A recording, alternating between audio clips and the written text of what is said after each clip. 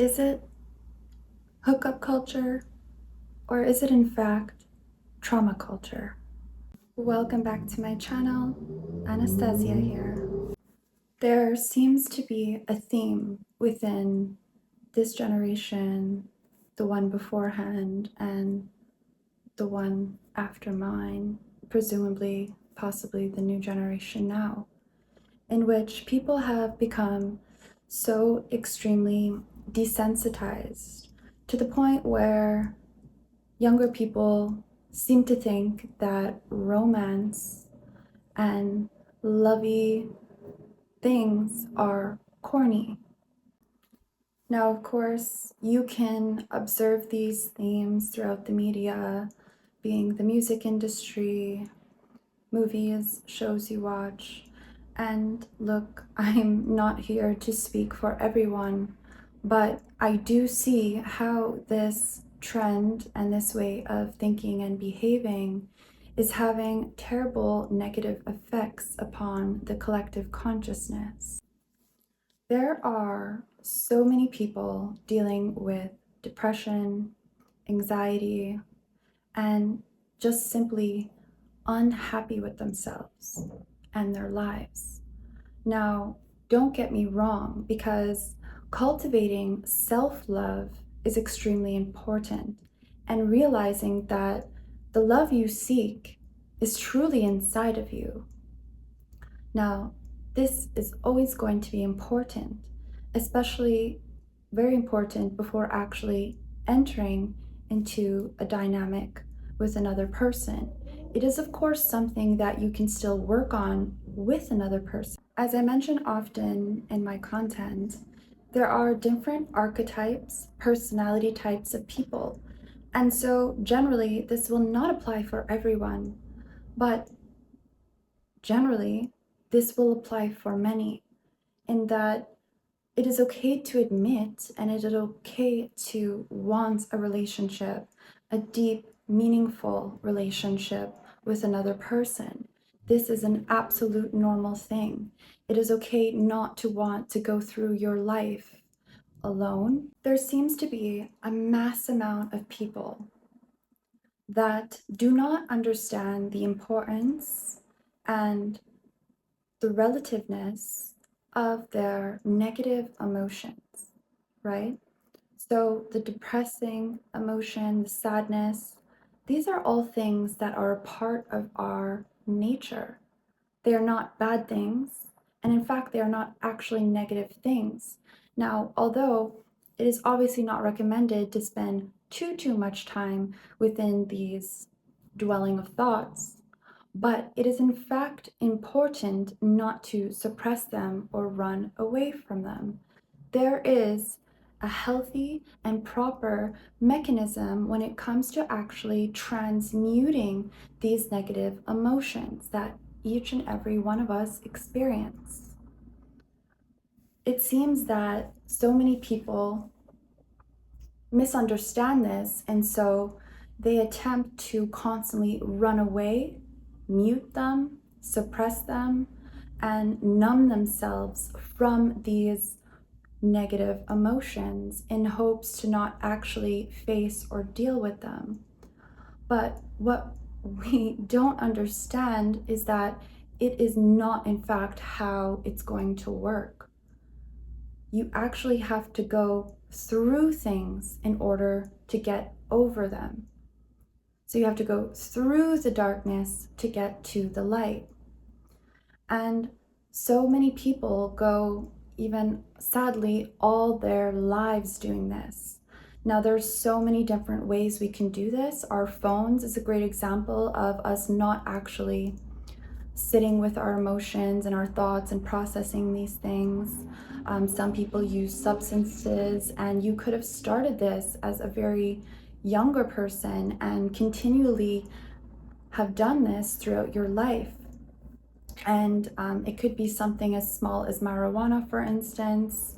It seems small, and I'm not hating on it. It has its own, properties and purpose. But the thing is that many people are using this to suppress and numb their own emotions. But the negative emotion is a catalyst for growth. So if you don't realize and understand how to properly use these things and transmute them, then you're really going to stunt your own growth spiritually, emotionally, mentally, and physically, because a lot of these negative emotions that we attempt to suppress get stored within our body, and then they actually manifest as physical illnesses in one way or another. So there is this trauma loop going on within the generations when it comes to relationships and love. You know, when somebody gets heartbroken, somebody gets hurt, this is a very good example of when it begins, the person then assumes that every single individual is going to end up hurting them in some way or another.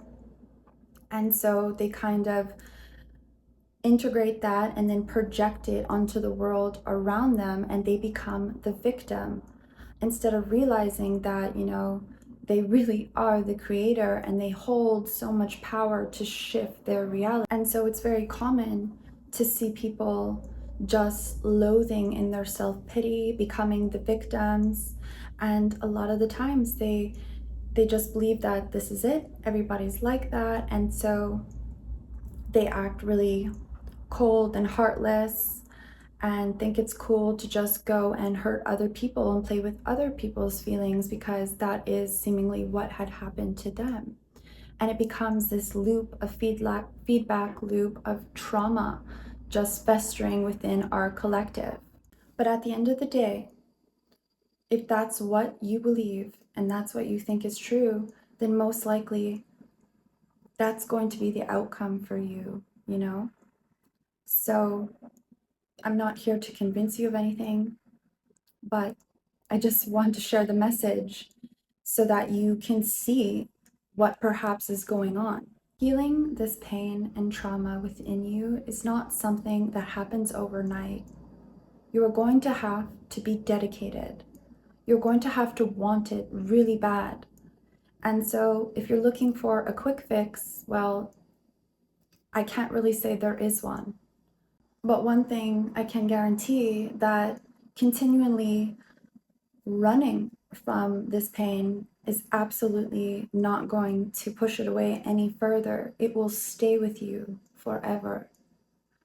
Now look, there is a point when you do start doing your trauma healing work that yes, you do not want to stay there forever. You do not need to stay there forever. You can move on. But there is, of course, a process of how this works. People often create identities based on the things that have happened to them, but this is totally unnecessary for individuals. You know, you may not be able to control everything that goes on in this world, but you are absolutely in control of how you react to it. If you're still blaming your high school sweetheart tragedy for your behavior now, well, it's no longer their responsibility, or perhaps never was. It is your responsibility to heal, and that goes for many other facets in your life.